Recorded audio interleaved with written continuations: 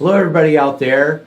John Eng, Jamie Smith with the Fabulous Go team, and we are here to talk to you today about purchasing a historic home. And Jamie Smith is an expert in that, so he's going to give you a few pointers on what you should do and some good advice on purchasing this historic home. You know, there are historic homes that are on the registry, and there are historic homes or the older homes that are not on the registry. And first of all, that's a big difference. Homes that are on the registry, there are a lot more rules to follow, and we can talk about that when it comes to remodeling. But in general, let's just talk today then about the older home and things to look for. You know, a long time ago in my career, I was working with a home seller, the other agent, and she only sold new $1 million homes. And she walked through an old, beautiful home, and she just picked out all kinds of terrible things that she was saying were wrong with this house. And I just listened and walked, and everything that she had pointed out were things that people that like old homes, that's okay. And it was like squeaky floors, and some of the floorboards, you know, were a little bit cupped and those types of things. But there are certain things that you do need, no matter what your house is, to look for, and that's the basic bones of the home, you know, the structure of the home. How's the roof, you know, the foundation?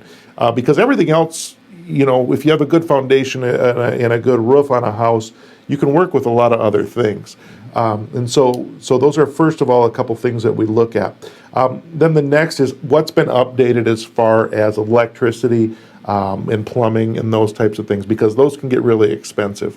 And then when it comes to also maintenance on an older home, it can be more expensive because you have to try to match the integrity of the home, and you can't just, not everybody can do that.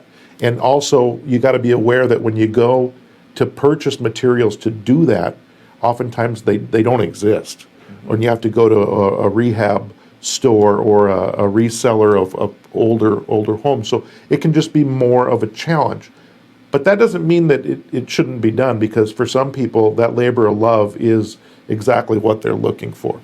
Oftentimes an older or historic home might not be the best move for you financially, but it can be very satisfying to the person, and it's more of a way of life almost for some of my people that have bought historic homes. They know it's going to cost more to live in that old home, but it's something they're willing to do because it's just a fabulous home. The other thing is it can be less expensive per square foot for an older home. You know, if you get one that's in good shape, because oftentimes they're in older neighborhoods and things like that. And so those houses can be a good value for you. John, you grew up in a house. Grew up in one built in 1903.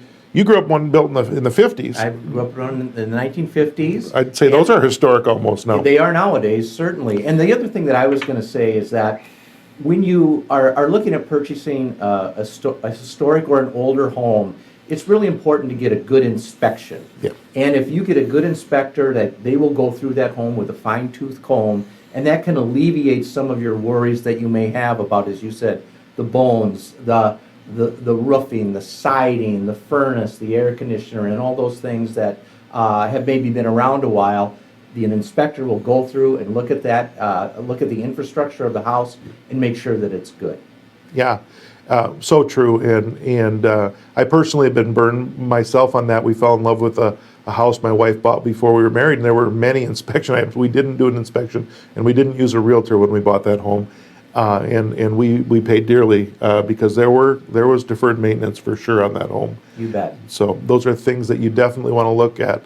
I don't think that a historic home is for everybody, but for those people that want to live in a just a really cool environment, it's the right thing for many people, and we can help you do that. You bet. And if you have any questions about historic homes or anything relating to real estate, don't hesitate to contact the Go team. We're here to help you. Thank you. Thank you.